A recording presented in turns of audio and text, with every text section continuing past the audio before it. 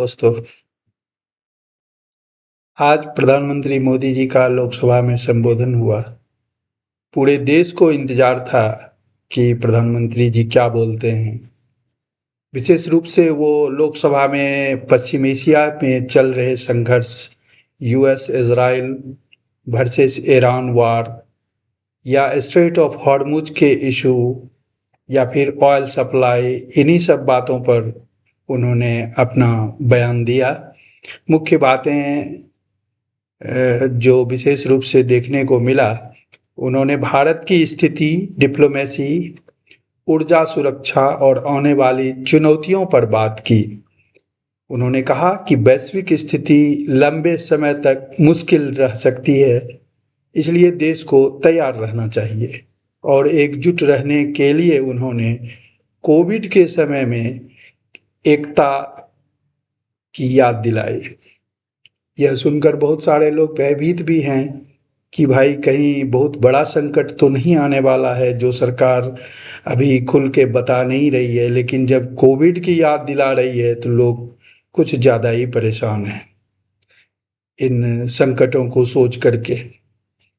LPG, petrol, diesel, खेती पर असर, किसानों को गारंटी दी के लिए सरकार तैयार है, कोई बड़ी समस्या नहीं आएगी, इस प्रकार की बातें भी मोदी जी ने अपने लगभग 25 मिनट के भाषण में की। ये संसद के बजट सेशन का हिस्सा था और काफ़ी महत्वपूर्ण माना जा रहा है, क्योंकि क्रूड ऑयल की कीमतें और सप्लाई चेन पर इसका सीधे असर है, डायरेक्ट असर है। खास करके उन्होंने पश्चिम एशिया की स्थिति पर बात की। उन्होंने कहा कि पश्चिम एशिया की स्थिति चिंताजनक है। इस युद्ध ने भारत के लिए अभूतपूर्व आर्थिक, सुरक्षा और मानवीय चुनौतियां पैदा की हैं। कच्चा तेल, गैस, उर्वरक, कई आवश्यक वस्तुओं की बड़ी मात्रा भारत में हॉर्मुज जल डमरू मध्य के रास्ते से आती हैं। युद्ध शुरू होने के बाद से ही वहां जहाज़ों की आवाजाही बहुत चुनौतीपूर्ण हो गई है। कुल मिला के एक तरह से ईरान ने उस रास्ते को बंद ही कर दिया है और अपने इजाज़त से ही वह किसी भी देश के जहाज़ों को आने जाने दे रहा है। कुल मिलाकर भारत के भी कुछ जहाज इक्का दुक्का अगर गुजरा है तो वह ईरान से बातचीत के बाद। तो ऐसी स्थिति में ये कहना कि निर्बाध गति से हॉर्मुज से कुछ आ रहा है, जा रहा, ऐसा तो बिल्कुल नहीं है। और हर जहाज के लिए बात करना, फिर परमिशन लेना, फिर निकलना, इन चुनौती को देखते हुए कोई भी देश निश्चिंत कैसे रह सकता है?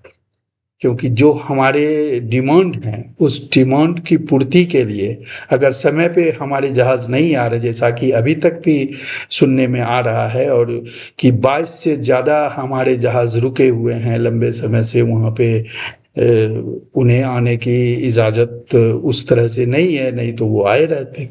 तो इस प्रकार मोदी जी ने जल डमरू मध्य संकट पर भी बात की और बताया कि जिसके वजह से स्थितियां काफी चुनौतीपूर्ण हो गई है।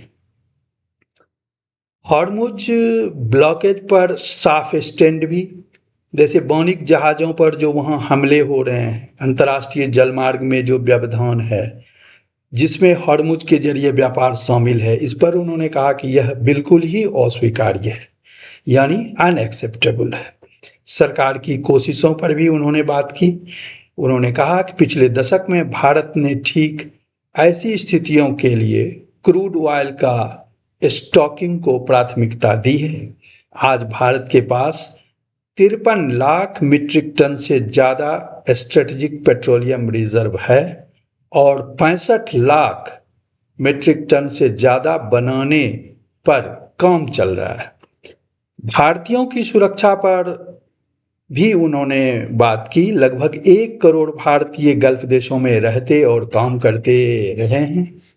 क्षेत्र में लगभग 1 करोड़ भारतीयों की सुरक्षा सरकार की सर्वोच्च प्राथमिकता है और वह उन्हें सुरक्षित वापस लाने के हर संभव प्रयास में जुटी हुई है। एकजुटता की विशेष रूप से प्रधानमंत्री ने अपील की कि इस संकट पर संसद से दुनिया तक एकजुट आवाज और सहमति पहुंचना जरूरी है, क्योंकि एकता के बिना कुछ भी संभव नहीं है। इथेनॉल ब्लेंडिंग के फायदे पर भी मोदी जी ने बात की। उन्होंने कहा कि due to this ethanol blending in the last year we have had to import about 4.5 crore barrels less oil. मतलब कि इस इथेनॉल ब्लेंडिंग की वजह से पिछले साल हमें करीब 4.5 करोड़ बैरल कम तेल आयात करना पड़ा, यानी इतना तो कम से कम फायदा हुआ। इसमें बहुत बड़ी राहत तो नहीं है, लेकिन हाँ कुछ तो सुधार हुआ है कि हमने 4.5 करोड़ बैरल तेल कम आयात किया। तेल, एलपीजी और अन्य महत्वपूर्ण मुद्दों पर उन्होंने कोई नई घोषणा तो नहीं की, बल्कि आश्वासन और अपडेट्स कुछ दिए। जैसे एलपीजी पर, अब देश की एलपीजी जरूरतों का लगभग 60% आयात से पूरा होता है। सप्लाई में अनिश्चितता के कारण सरकार ने घरेलू उपभोक्ताओं को प्राथमिकता दी है। साथ ही देश में एलपीजी का घरेलू उत्पादन भी बढ़ाया जा रहा है। मतलब आम घरों में गैस की सप्लाई को प्राथमिकता, प्रोडक्शन बढ़ाने का काम चल रहा है, लेकिन कोई नई सब्सिडी या प्राइस फ्रीज की घोषणा नहीं की। पेट्रोल, डीजल और गैस सप्लाई पर इसके बावजूद हमारी सरकार ने प्रयास किया है कि पेट्रोल, डीजल और गैस की सप्लाई ज़्यादा प्रभावित न हो और देश के आम परिवारों को न्यूनतम असुविधा हो। यही हमारा फोकस रहा है। पेट्रोल और डीजल की सप्लाई पूरे देश में सुचारू रूप से जारी रखने के निरंतर प्रयास किए गए हैं। मतलब आश्वासन, अभी तक कोई बड़ा डिसरप्शन नहीं, सरकार एब्जॉर्ब कर रही है, लेकिन कोई कीमत कम करने या नया कंट्रोल की अनाउंसमेंट नहीं की।